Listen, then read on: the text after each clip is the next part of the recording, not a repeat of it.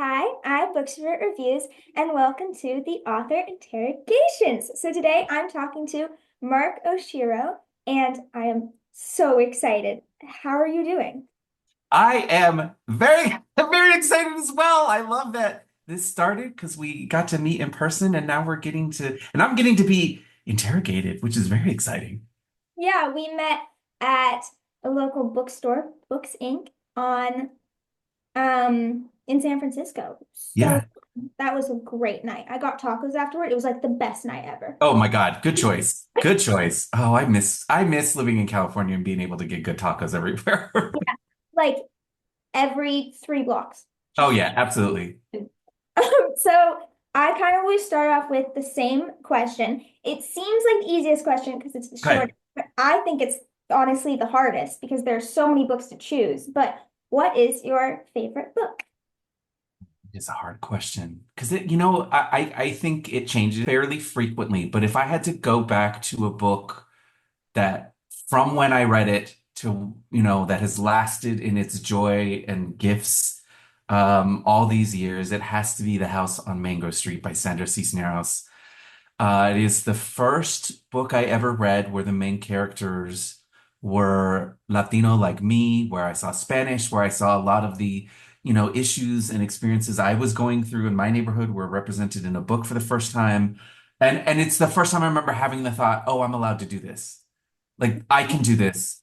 If Yeah. she can do it, I can do it. And like having that, and of course at like I think I was 14 years old when I read that book. I didn't have the language of like representation and like the power of that, but just at the time it was like, oh well, if you could do it, I can do this too. Yeah. So I would have to say that's probably my favorite book. Wow, I've heard of that. I've never read it, but now I have to. It's also really short, like 120 pages at most. It's also told in vignettes. So they're like mini stories, but not short stories. Like sometimes the chapter's like a page long. It Yeah. is, oh, I love it so much. I've been ripping it off for like 10 years now. I just like books with the shorter chapters. That's just kind of me because Yeah. they kind of like move me forward with the story, and I can just be like, oh, just one more chapter, just one more chapter. So diving into Jasmine is Haunted, I heard this answer at the bookstore, but I think it's a fascinating story. How did you come up with the idea for Jasmine is Haunted? Yes. And it's so interesting because I just made a brand spanking new PowerPoint for Jasmine is Haunted for these visits I'm doing in New York next week. And was thinking about this very question. I will say that the kernel of the idea we can't talk about because it's a spoiler, but the big plot twist that happens towards the end is the idea I had. What if this happens? And I didn't have a story that fit in though. I just was like, oh, this would be such a cool twist in a story. I'd love to write a ghost story and do this thing. But then could never find the story where it fit. And so this was, oh gosh, this had to be right after The Sun and the Star came out, which is the book I co-wrote with Rick Riordan. And I was thinking about, well, I know I want to write another middle grade. It's time. What do I want to do? I think I want to return to this idea and do something about it. But um yeah, and so, oh, I'm totally wrong in this timeline. It has to be before Sun and the Star. Here's what's important. This is how my brain works. You can see I don't understand time anymore. It is an illusion. It had to be before because it was because of the very first in-person school visit I did after COVID started. So, and I want to say I was somewhere in Illinois, somewhere. I was somewhere in this country, and I was doing a school visit, and I had these kids like, "Oh my God, we saw that you used to live in New York. What is New York like?" And talking about it. And then another kid was like, "Well, what was the pandemic like in New York? We heard it was like a horror movie. Is any of that true?" And I hadn't publicly talked about that experience, so I do like, when kids ask questions, I like to meet them where they're at and be honest. And so I was talking about the experience and how, really kind of scary it was. And this kid made a joke, and I know they didn't mean to be mean, but they were like, "Oh, well, I bet you didn't know anyone who died." And the unfortunate reality is I lost 17 people in the first 6 months, and it was, I know New York got it in such a very strange way. Almost, it's hard saying it got it worse than anyone. And I'm doing quotes, air quotes around worse, because it's not like a lot of us went through a lot of really difficult things. And so that then caused this classroom to have this very frank, conversation about death. Two other kids revealed that someone in their family, including one kid, revealed their mom passed away during the pandemic and never told anyone. And this young girl who I have kept in contact with these last 3 years, just in a moment of silence, just looked at me and said, "Why don't we talk about this?" And I plotted Jasmine is Haunted on the car ride back to my hotel because I immediately was like, this plot twist that's been sitting around. I was like, oh, I'm I want to write about ghosts because it's the easiest way to write about grief. And I've written about grief before in other books, but I was like, there's a different kind of grief we're all going through, and it's the kind where none of us are talking about it at all. We lost, I mean, before this started, we were talking about like Zoom school and like not being able to interact with people and not getting to experience school the way that we should. And we missed out on work and a lot of us lost people we care about. And then none of us talked about it.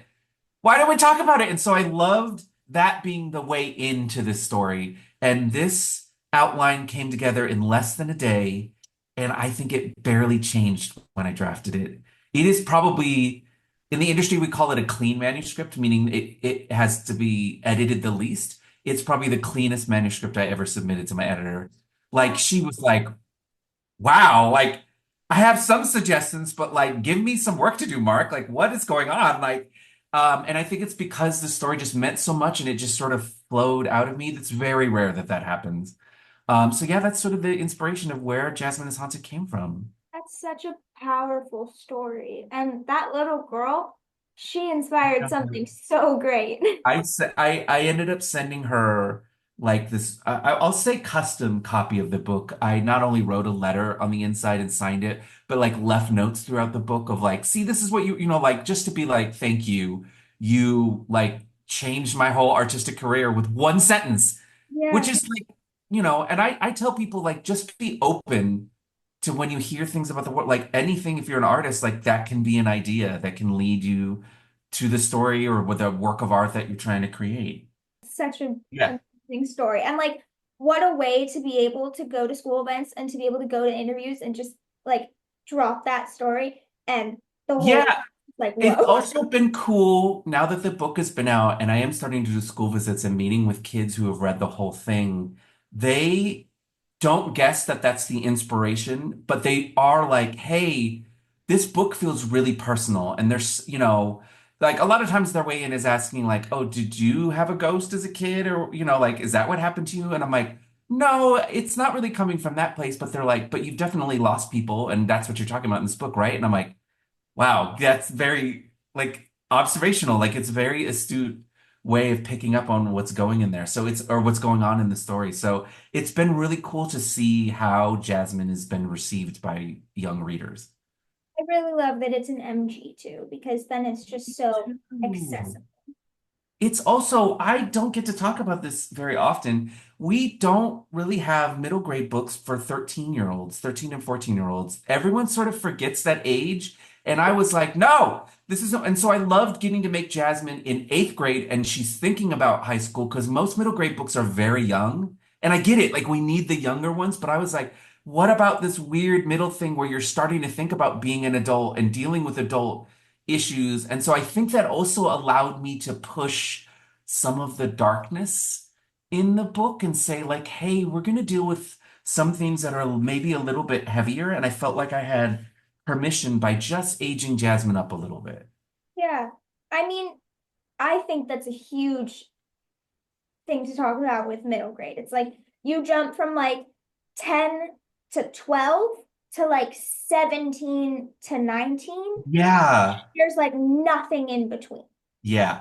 And I mean, it has been cool because now I'm learning there is. Like, there are other authors who Yeah. are starting to do this, Yeah. but I was definitely creating from this place of like, wait, where I feel like we're forgetting this whole really pivotal part of a person's life. And, you know, what does a story look like to someone that age versus someone, you like you said, 10 or 11 versus 17 to 19. Like, and so, yeah, it also was a challenge thinking like, well, what are the things I was thinking about in eighth grade? Or what was I thinking about as I was like, oh, I'm about to start high school and what do I care about in the world? And so it was also a challenge artistically. Yeah. And I mean, you've obviously you've written YA before. So what do you think is kind of like the difference between writing MG and YA? Is the writing process different? Ooh. Is one easier for you to write than the other? And like the world's really So or yeah, anything oh, that's a like that? good question. My process is not different for either, actually. They're identical. I plan, I do lots of brainstorming, I then write an outline, I figure out the ending, I write the ending first, and then write the whole book to meet the ending. That has pretty much universally been the case with I think all of my books. So the Wow. process isn't different, but thinking about what the story is, that's where it's different. So my YA books are dark and complicated and very traumatizing, and it's great. Like people are like, I love a kid once was like, whenever I read a YA book of yours, all I think is, are you okay, Mark? Are you fine? And I love that. Like that's a great vibe of like you read a book and you're like, this is so cursed. What is wrong with you? And so I'm going to tell you why I started writing middle grade, which is that a high school, I think she was a sophomore, dragged me a little bit during a school visit for my first book, which was Anger is a Gift, which is a very serious book and very intense, young adult contemporary book. And I did this whole school visit, and this girl was sitting in the front row, just scowling at me the whole time. She did not look happy. She didn't seem to like a single word coming out of my mouth. And I try not to be in a space of like, I have to make everyone in this room happy. I just do my thing. But after like half an hour of having someone just scowl at you, I was like, I finally like in the middle of Q&A, I just stopped and I was like, yo, you've been mad dogging me this whole time. Is everything okay? Are you fine? And she just looks at me for a second. She goes, you're mad funny. And I was like, thank you. And then she just destroyed me. She goes, so how come your book doesn't sound like you talk? And I had a moment where I was like, I wanted to be like kind of funny back to her, but then I was like, whoa, that's a really profound question. And I was like, well, think about, this is how I'm in this interview. This is how I talk with my friends. This is how I talk at school visits. I just kind of have this like goofy, wordy way of speaking. And I was like, well, think about what happens in the book. I don't think it makes sense to tell a story like that and sound like this. And she's like, okay, I guess that makes sense. She's like, I just figured authors wrote like they talked. And I was like, oh, I guess I've never really thought about that. That does make a lot of sense. And she just was like, well, you should write a book how you talk one day because I like the way you talk. And I was like, okay. And literally, like 2 years later, I was like, I think where that spot for me is middle grade. So for me, middle grade, I get to be a little goofier, a little sillier.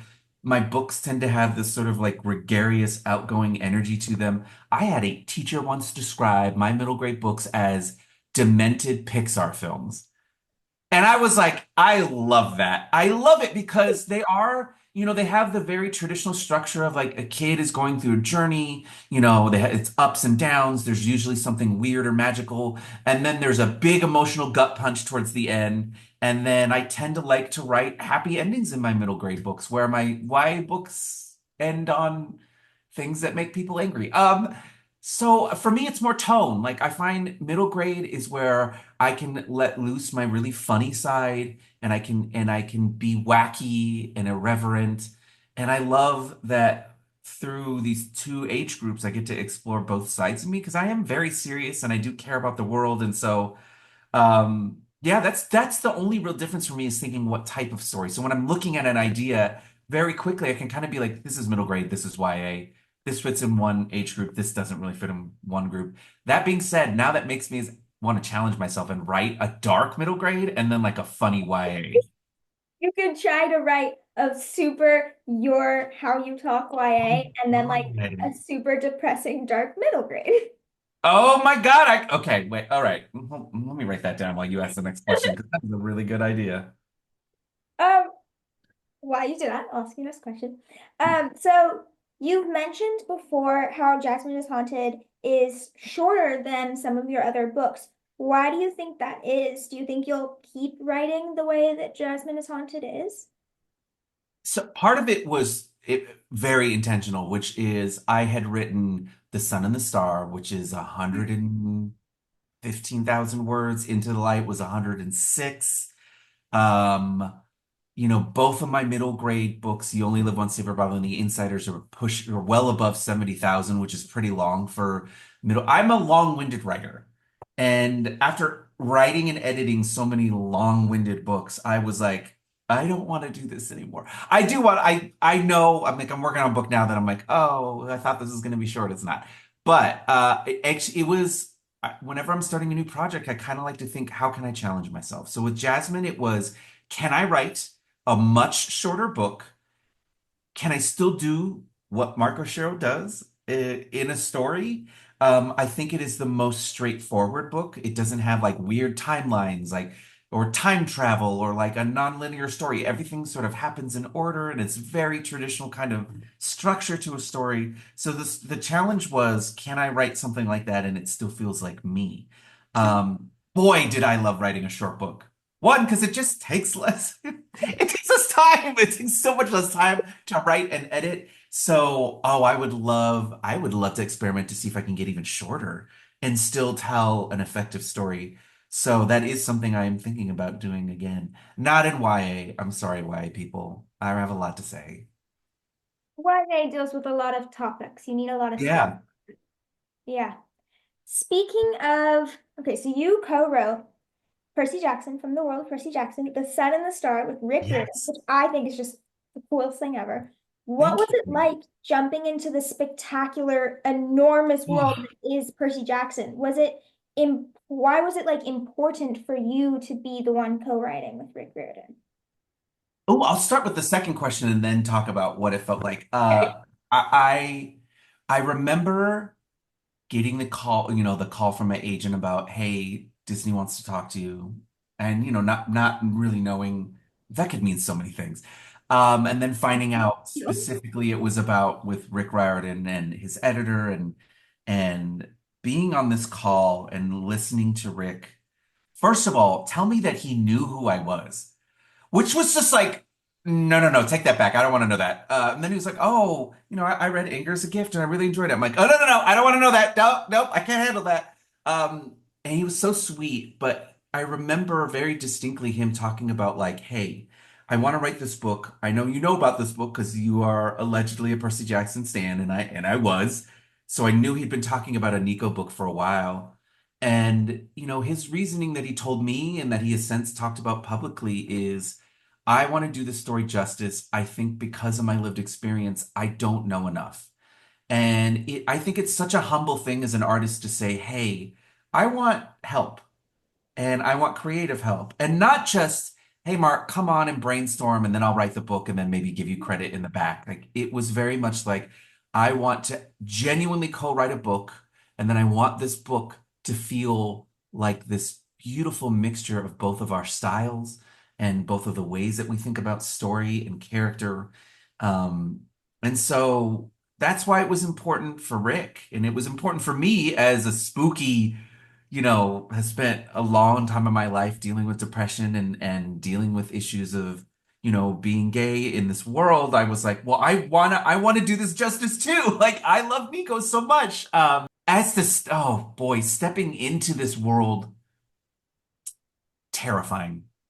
The first, I think I wrote about 16,000 words of the first draft when it had got announced. And when I was writing, I was like, okay, this is going fine. I feel okay. And then it got announced.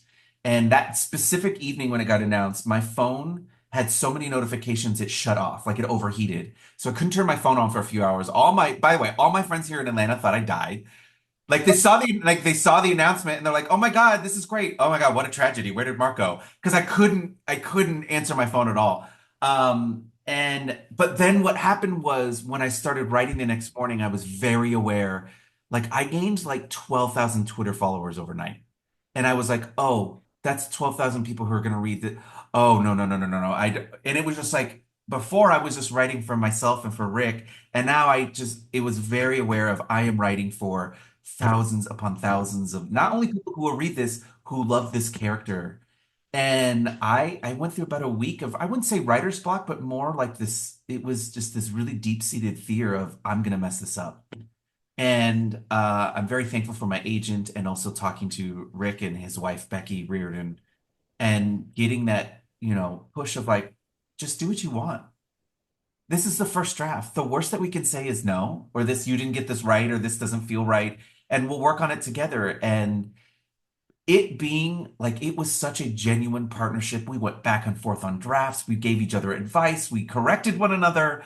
We had, I mean, there was a point in the later in the drafting where we were just trying, Rick and I were just trying to make each other laugh and just write as many silly jokes as possible. And so it went from being very, very intimidating and scary to just so much fun, which I hope you can feel in the final draft is like, oh boy, we just had fun doing something at the time, we didn't think we'd get to do again, but that's not true anymore. Very exciting. So how does that work between you and Rick? You pass drafts back and forth. Do you Yeah. ever write together simultaneously? No, so that was, and it's very non-traditional for co-authors to Yeah. trade drafts. It is generally done as, usually a co-written book has two points of view and you switch back and forth. We knew from the construction of the outline that the book would be a majority of Nico, or Nico's point of view, and then some of Will's. And Will's point of view grew as we drafted, but it wasn't even. So even if I took Nico and he took Will, then I would be doing the majority of the writing. The other problem we had is usually when you have two co-authors and you go back and forth, it's like you write one chapter, you send it to the other author, they write the next chapter. Rick was working on season one of the TV show. I was working on at the same time that year. I was working on my Star Wars book, You Only Live Once, David Bravo, and Into the Light. I drafted all of those three books before this one. So I was like, hey, if we go back and forth, what if I get stuck on edits and you don't hear from me from like 3 weeks and you're waiting to write your chapter? And so he was the one who suggested, hey, this is not traditional. Do you want to trade drafts where one person drafts the first one, the other person takes it, changes as much as they want? And I was into that. And then he was like, by the way, I want you to do the first draft. And he said this, oh, I'll never forget this. I want the bones of this book to be you. And he's like, I know there are things that I will add and I will change, but the core of this story is this young queer kid learning to accept himself. And he's like, I think that needs to come from you. And so it was also weird because normally in publishing, you turn in a draft, your editor reads it, they send back what's called an edit letter, which is like this long or sometimes short, but usually long letter that's like, hey, here's some suggestions. This ending doesn't work. This character seems, a little out of focus. What about changing this? Have you thought about this? But you still get your manuscript is the same. Nothing has changed on it. I got that or what would be the second draft back from Rick, and I had to sit and spend like 3 or 4 days just reading it because more than half of it was completely different. So imagine, and this is the part I do brag about to Percy Jackson fans, I got to read multiple books That's from cool. before anyone else did because each draft felt like a new book because he would change so much of it. And so, a very non-traditional practice, we did six full drafts back and forth. So I did the first, third, and fifth. He did the second, fourth, and sixth. So yeah, six full drafts before we were like, I think it's ready to be like line edited and all the other like minutia where we're just changing words and fixing some of the continuity. But um no, so we didn't write together. And part of the reason why was because, he lives in Boston, I live in Atlanta. He was working on the TV show. If I wasn't working on this book, I was working on my other book, so we just didn't have time.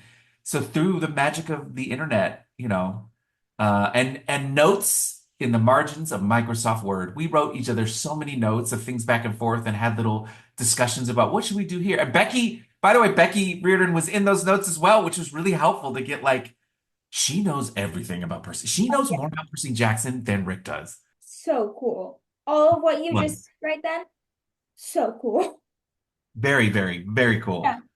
What was it like? You're writing characters that you didn't create. Was it Mhm. difficult? Because I mean, like a pivotal point of story creation and writing is creating those characters and getting to know them and talking through their voice. But these were already like well-beloved, predetermined characters that you had to find the voice of, even though they technically already existed.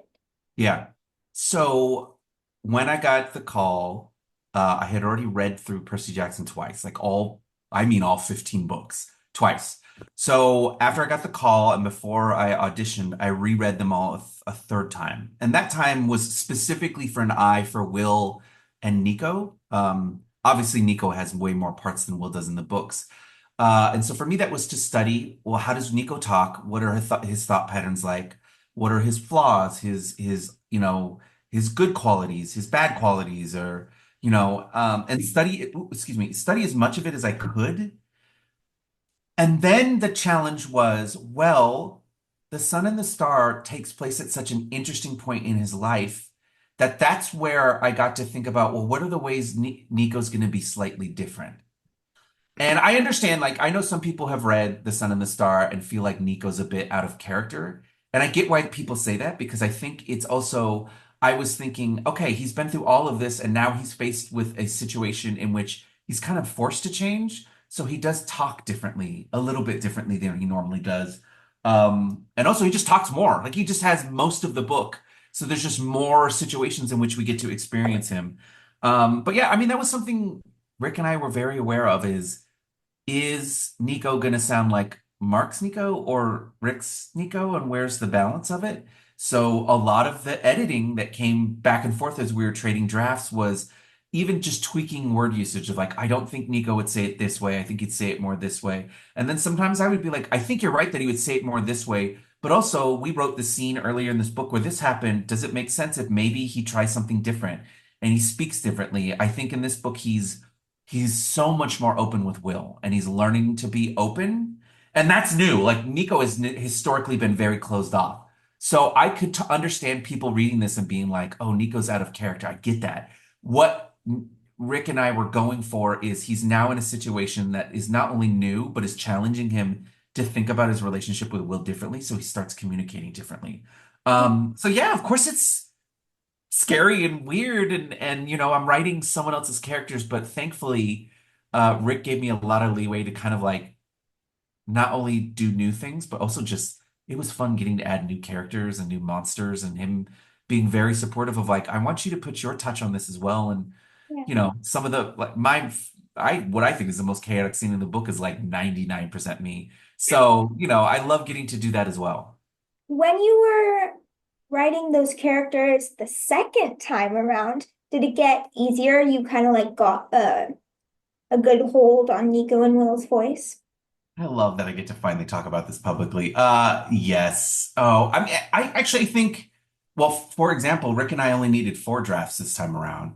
And I think part of that was also we just understood how each other worked more this time. And also, I think we were both much more comfortable to take bigger, wilder swings. So when I tell you that second draft I got from Rick, that book was like 80, 90% different. And he just, oh, it was incredible. It was an incredible experience. So, yes, finding their voices was easier on some level. The harder part was, okay, we don't want to write The Sun and the Star Part Two. Like, it can't be the same book. It can be maybe a continuation of some themes, but we really, really, really wanted it to feel differently. So one of the ways we did was the first draft of it was like oh my God, 20, 30,000 words shorter. We were like, let's do a shorter, like punchy adventure kind of novel. But then, of course, Rick and I can't edit ourselves, and now it's just as long as The Sun and the Star, which I think fans will be fine with. The harder part was, okay, Nico is in a very interesting place at the end of The Sun and the Star, because he's taken such a personal, emotional journey. What does he do now I don't want to spoil too much just in case I will say this so that I don't spoil someone who maybe wants to read The Sun and the Star. Nico dealt with some personal demons at the end of the book and now in a place where like he's not 100% healed, but he's in a much better place. What does Nico, who did the work, look like? And how does he interact with Will? How does he interact with adventures? So the thing that was hardest for Rick and I to figure out when we were in the planning stages was, oh, Nico's emotional journey is not going to look like any of the other books. He's in a very different place. So we kind of let you know first chapter out, oh, this is going to be very, very different. He's in a very, very different place. So that was the fun part of, oh, well, now that we've addressed so much of Nico's history, what does his future look like? That was, oh, very exciting, a little scary at times, but I'm very, very happy with how we found their voices. And then the other big challenge was bringing back, because now it is public knowledge, so I can talk about this too, is that the other main character is Hazel Levesque from Camp Jupiter, who we left out of The Sun in the Store mostly on, I like very deliberately thought about putting her in, but I was like, oh, that's his half sister. We cannot just give her a cameo. That just cheapens it too much. If we ever get to do this again, she has to have like a big part in the story. Um, so I guess I could say this. I don't know if I'll get in trouble. We'll find out after this goes live. She has point of view chapters. So yeah, and she's had them before, but what does she, after some of the things she's gone through, what does her voice sound like? And what does her voice sound like specifically in the adventure that's happening? That's very personal for reasons I can't say. So that was really fun as well. So yes, a challenge, but I would agree and say that I think it felt easier this time, mostly just out of comfort and like I did it already. I did it. He did it already. We're just doing it again in a way, just with a new story. So it definitely felt a lot more comfortable this time around. I was ecstatic when I saw the announcement about the Court of the Dead. I was just like, oh my God, Hazel, it's gonna be, oh my Yeah. God, it's speechless. Uh, it's been really I admit I have been trolling the fandom the last week since it got announced because I haven't been able to in so long. So I'm just teasing them about like, oh, people are trying to figure out who the three shadowy characters are on the cover, and I'm like, well, you know who one of them are. The other two you don't because they're new. Well, relatively new. I don't think they've been in a book, but they're Whoa. Anyway, so and then people are trying to guess what the story's about, and I'm like, oh, you're all so wrong. I can't wait. I can't wait. The fan theories, I have been a fan of many things all my life. I have never seen so many fan theories be 100% wrong in my entire life. And it just makes me so happy I mean, that sounds evil. Like I'm sitting over here just waiting to drink everyone's tears, but like, you'll be fine. You just I, won't be prepared. is there anything you can tell us? Like, is there any little hint or a little? So, I'm gonna assume you've seen the like synopsis, like the little cover or like the thing that's usually like on the inside jacket. So I will say, the majority of the book happens in Camp Jupiter. You people ask this, and I don't think it's a big spoiler, but yes, Frank plays a big part as well, because of course it's Hazel. Frank has to be there. He's not a POV character, but he is there a lot. Um, there is a character returning who we have not seen in an extremely long time, and is also, I would say, a primary character as well. And then, mm, I will tell you that during a pivotal scene, there are a lot of cats. Now, Yeah, have fun with that. You'll never figure it out, but I'm I'm gonna just gonna think say about this you all will. night. I'm gonna go to sleep. You're right. And about cats, yeah, there's a lot of cats in a very pivotal scene. A lot. Maybe all cats, technically. Like processing thousands of pieces of information in my head Uh-huh. as we speak. Okay.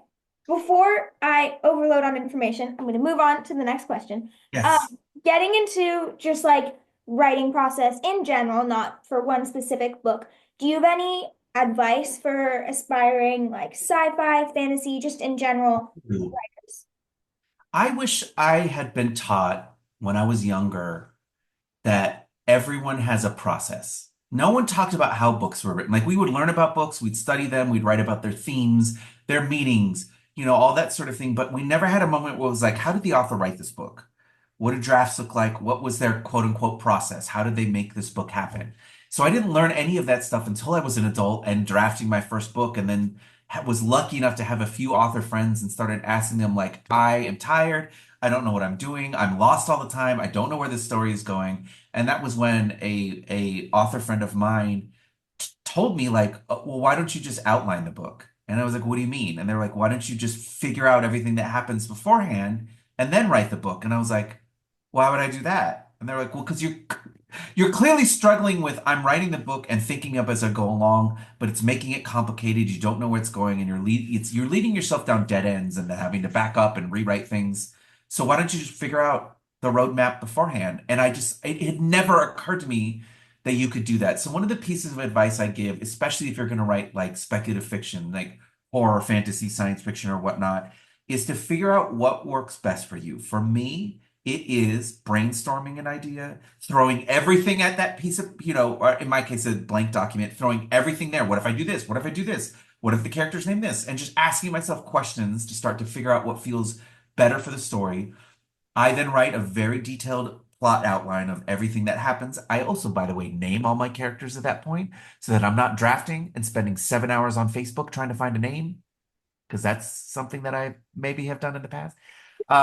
So then when I'm sitting down and drafting, I have basically this guide of what I think should happen in every chapter or in every scene, because I have written books without chapters.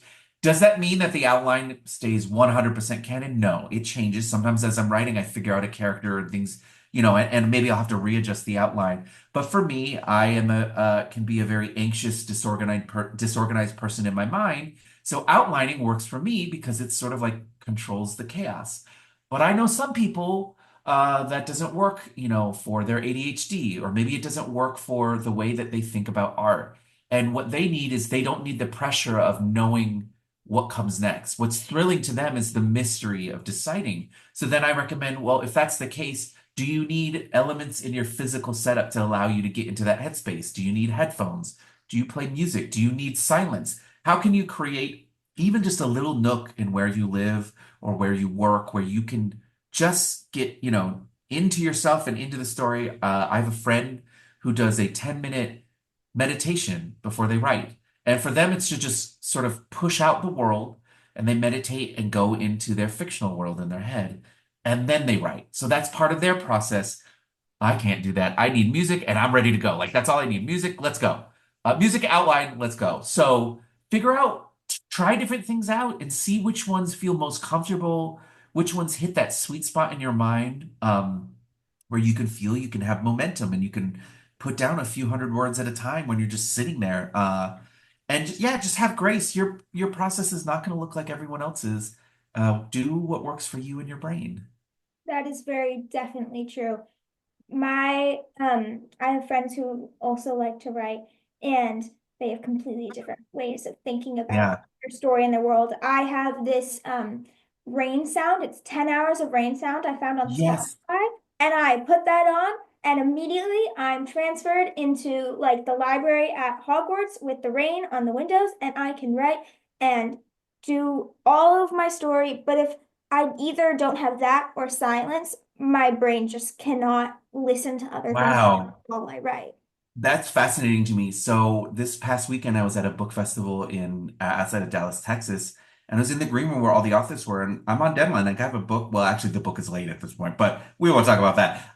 And I was sitting there with my laptop open, writing, and multiple authors came up to me. They're like, "How can you write right now?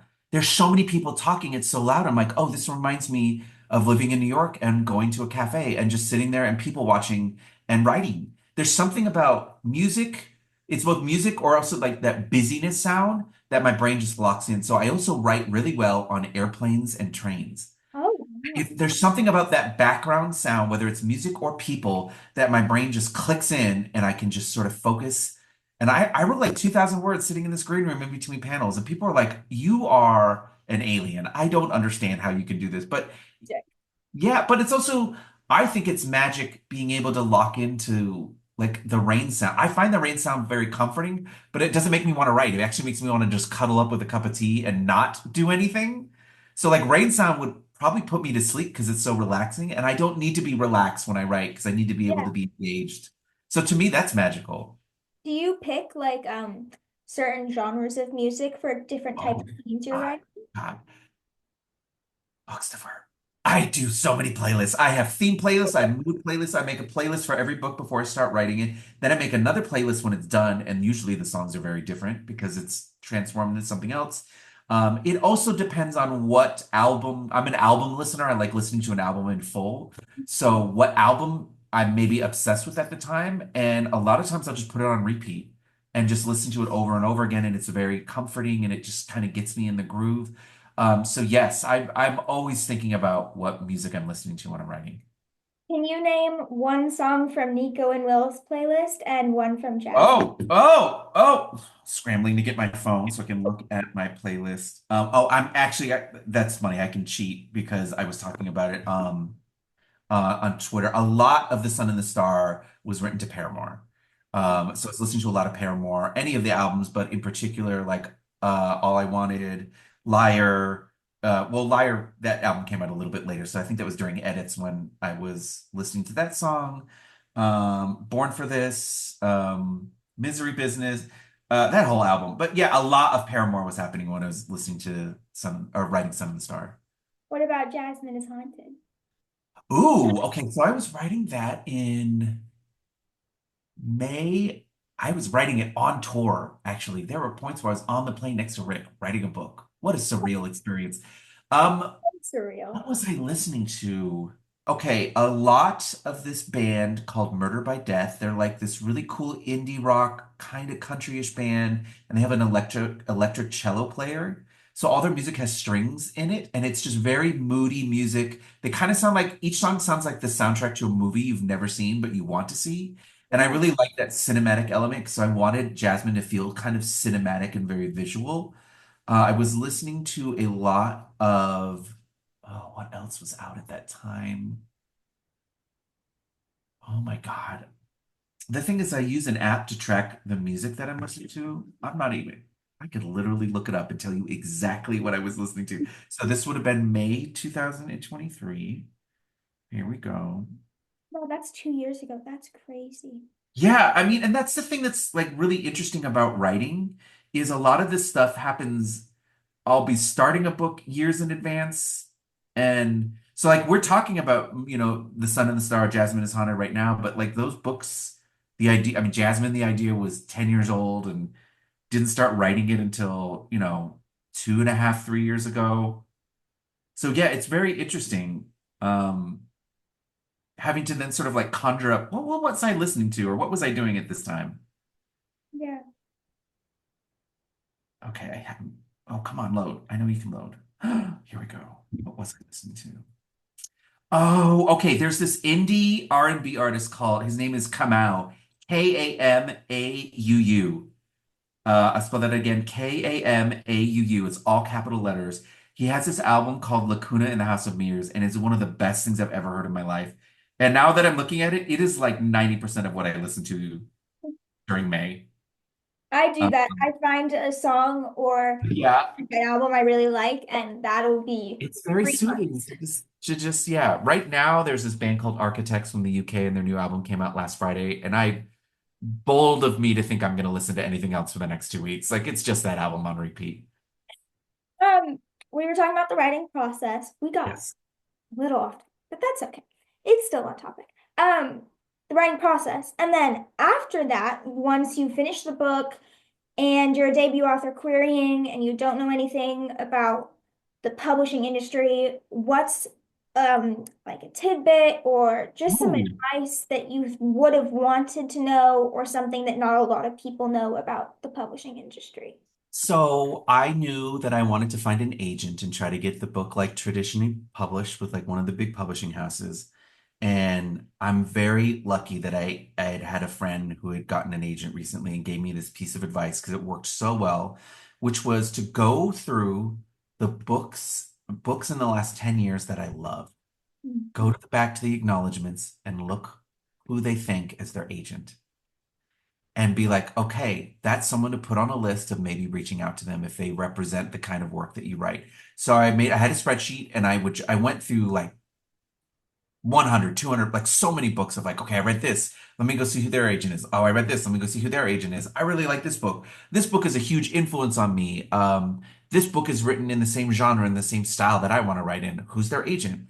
And then once I did that, I went through and looked up each agent and went to their website and saw, do they represent young adult fiction? Are they okay representing multiple genres? And then sort of narrowed it down. And then the big thing that I was so glad that this person told me to do was not to write all the agents at one time.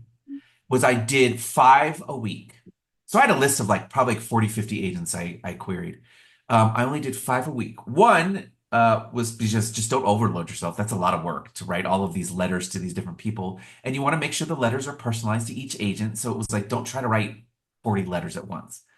The other reason why is you don't want to send out 40 letters and then in a week get like 20 rejections.